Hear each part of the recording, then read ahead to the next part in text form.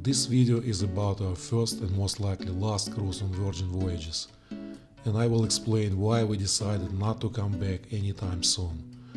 I'll show you indoor and outdoor areas, all dining rooms, some samples of the entertainment that you can expect to see on the ship, and much more. And at the end of this video I will reveal how much we paid for this cruise, and I will also summarize all the positives and negatives, so you can decide for yourself if the Virgin cruise is indeed the right fit for you. I hope you will like this video and give it a big thumbs up. It will be greatly appreciated. After 60 plus cruises on all major cruise lines, we wanted to try Virgin for a while, but every time I checked the price it was always considerably higher than any of its competitors. So when I saw this wonderful 11 nights itinerary on Resilient Lady with overnight stay in one of our favorite city of Istanbul for a very reasonable price, we decided to take a chance. So we booked cheapest inside guarantee room, and we didn't have our cabin assigned up until 24 hours before the sailing.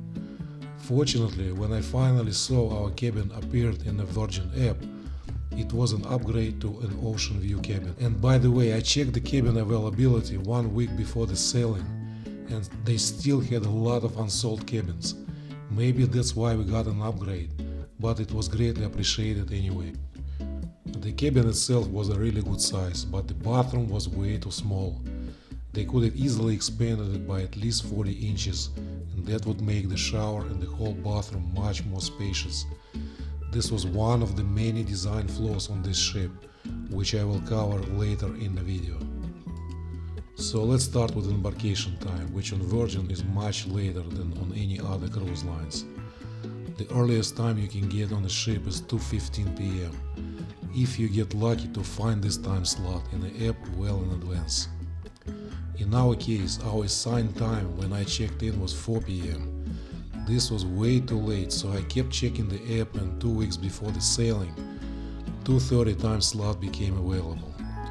However, the night before the sailing we got an email saying that embarkation will be delayed for everyone by 1 hour.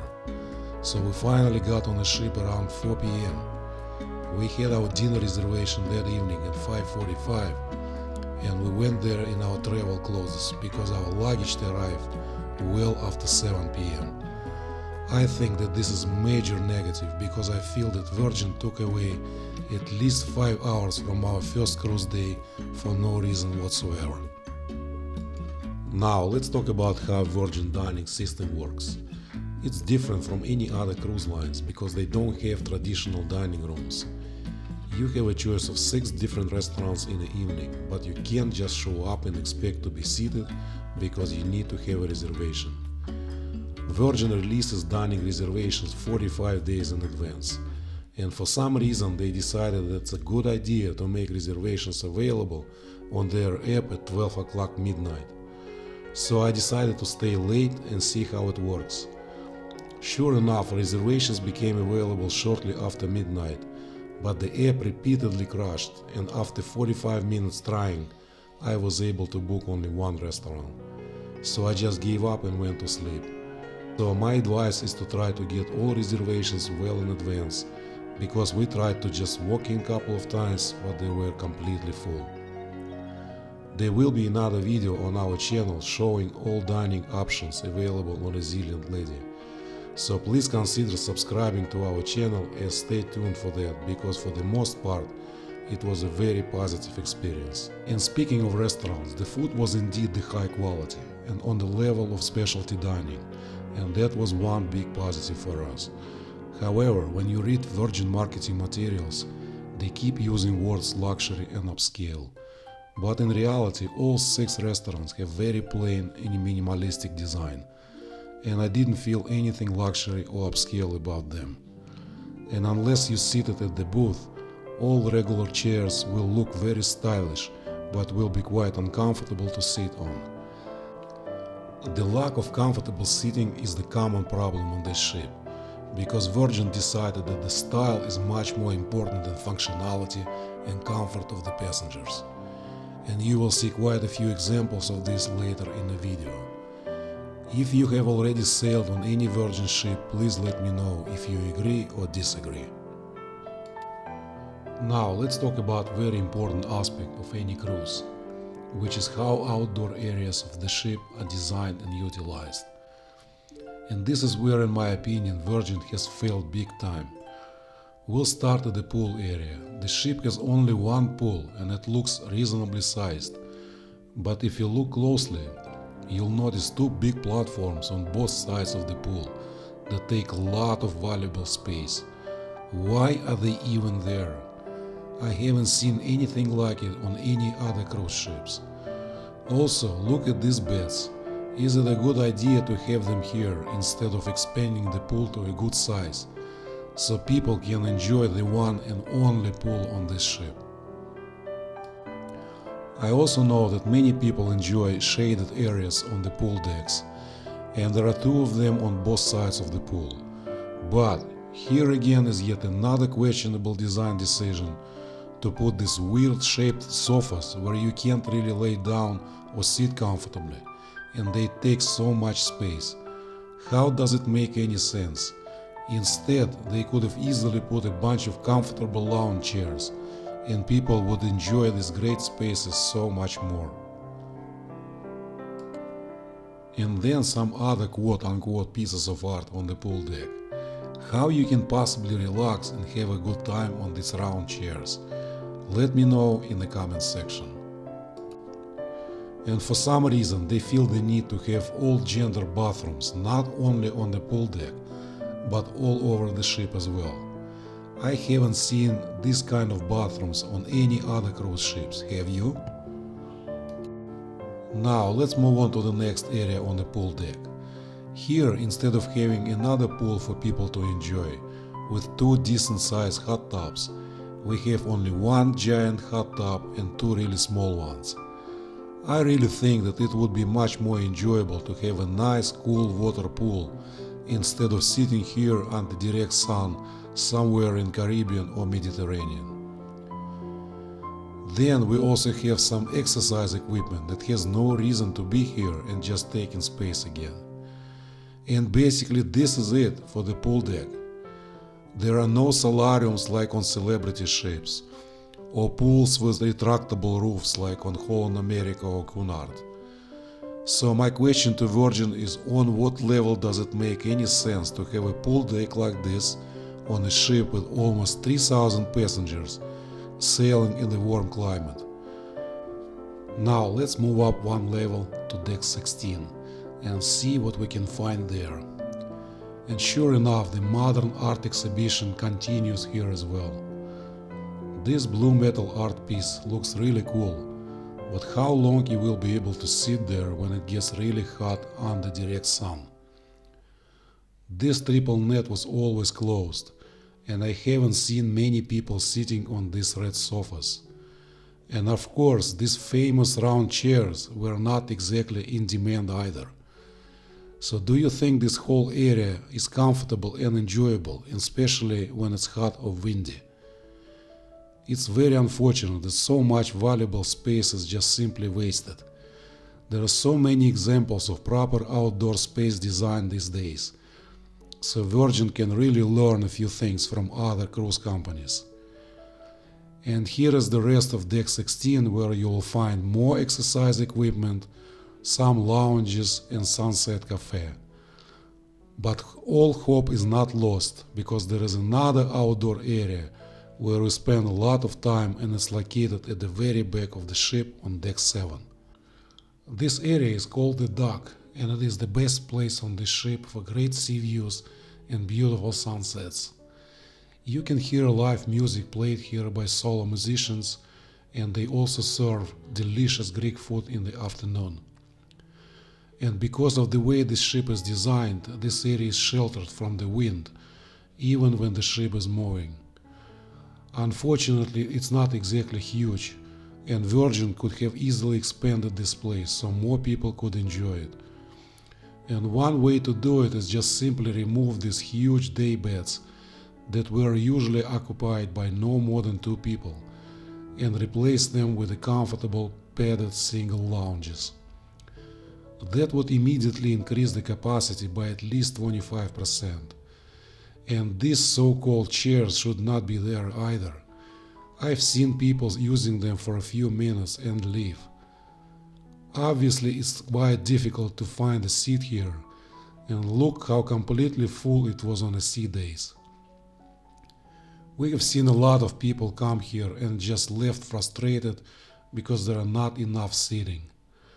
This area has a great potential, it just needs a few simple changes.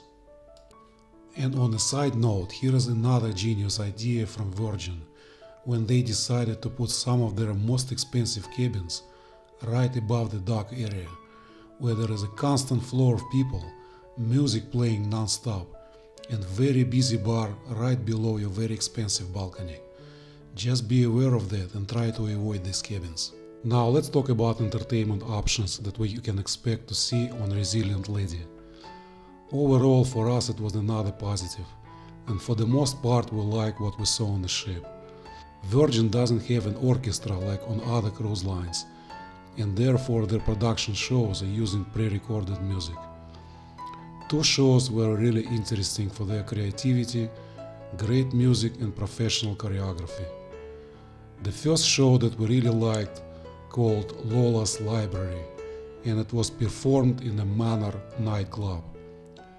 It's a really small venue with only 72 fixed seats, and in order to get a seat you have to come here and stand in line at least 1 hour before the start of the show.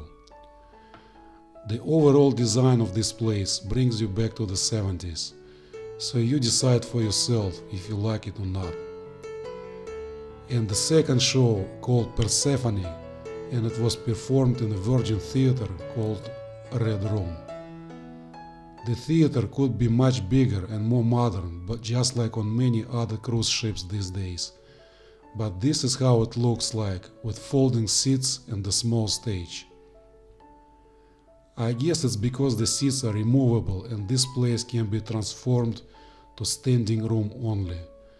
And that's exactly how this show was performed, standing room only. There were still few seats available on the second level of the theater, and as you can imagine, a lot of people wanted to use these seats and stayed in a long line to get them. I really think that Virgin should rethink this arrangement and let more people enjoy the shows without staying in long lines. And back to the shows, I understand that both of them may not be exactly everyone's cup of tea, with F-words flying around and very raunchy moves.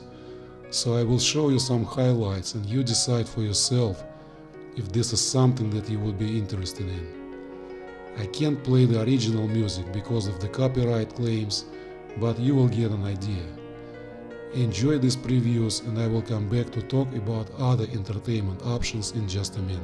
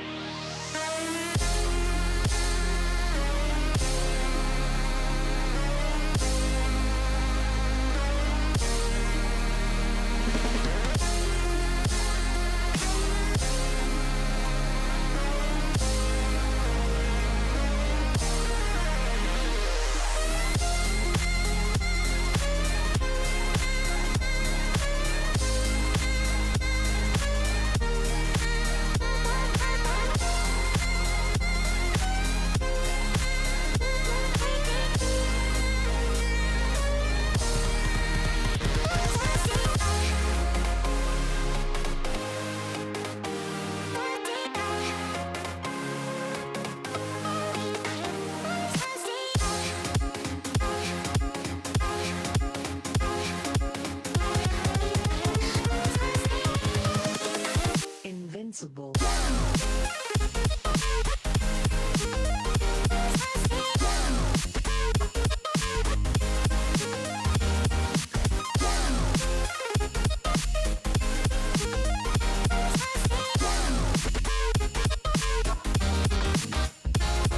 I already mentioned that Virgin doesn't have the ship's orchestra, and unlike other ships these days, it also doesn't have any traditional lounges where people can enjoy the live music and even dance.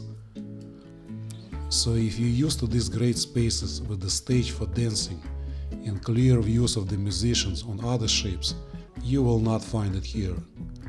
And that's another big negative for us. I have no idea why, but that's the way it is on all Virgin ships now. And the only quote-unquote lounge space where you can listen to the live music is called On the Rocks, and it's located on deck 6. And yet again it has this weird layout where you can't really see the musicians from about half of the seats available here. There was one guest band that performed here, as well as a couple of very talented solo musicians. And also this is where we had an opportunity to watch ship's resident drag queen called the Diva. This is little preview where she, or I should say he, is talking about Tina Turner. About like 2000, 2001, I was -9 years old, and she was phenomenal. They had built this whole like kind of post-apocalyptic kind of staging. They had all this like scaffolding and metal rigging and all these wooden bars, and it ran the length of this 20,000 seater arena, and she would literally climb this scaffolding and run the length of it through the whole arena. She sang every single note live, she didn't miss a beat, she didn't miss a note. Phenomenal. Also, she was 437 years old.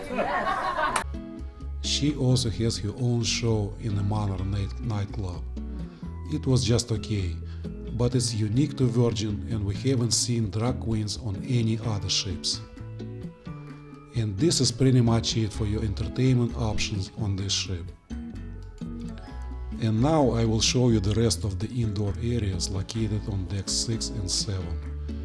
And you decide for yourself if you like it or not. In the meantime, like I promised at the beginning, we have paid $2,100 total for both of us for this 11 nights cruise, and plus $200 on board credit. I think that this is a great deal, considering how expensive cruising is these days, and we have no regrets that we tried Virgin. It's just not for us at this time, and I will now summarize all the positives and negatives of our cruise. I am fully aware that our negatives may in fact be a positives for other people, and it's totally fine. I'm just sharing our opinions. So I will start with positives.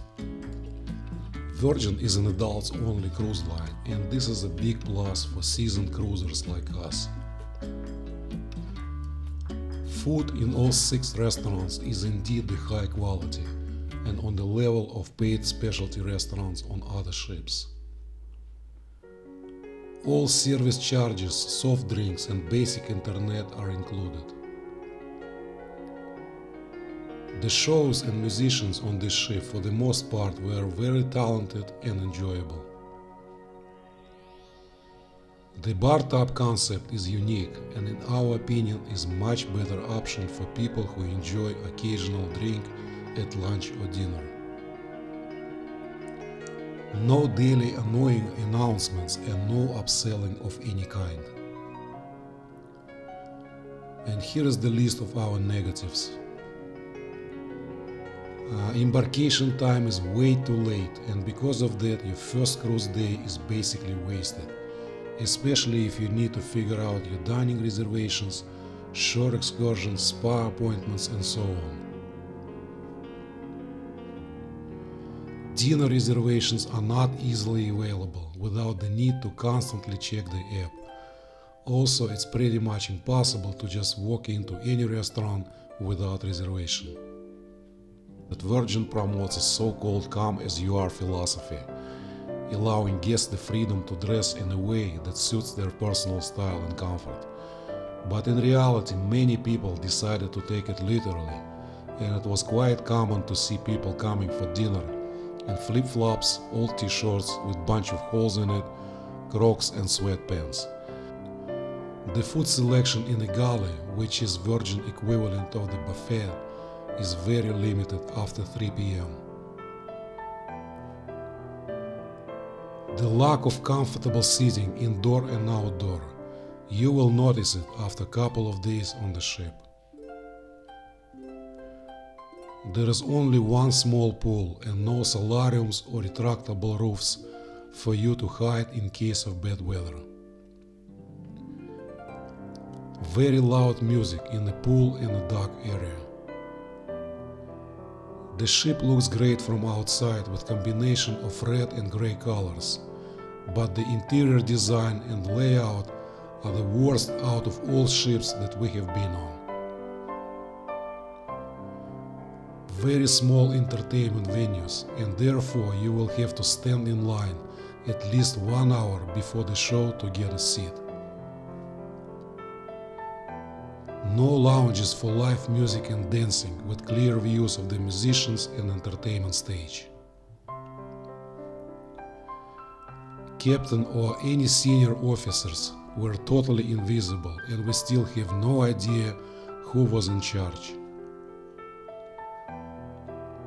Very long lines and waiting times at security checkpoints when getting on and off the ship. And this is why we decided to take our cruise dollars elsewhere. If you found this video useful, please give it a big thumbs up and feel free to share your opinions in the comment section. Thank you for watching and happy cruising!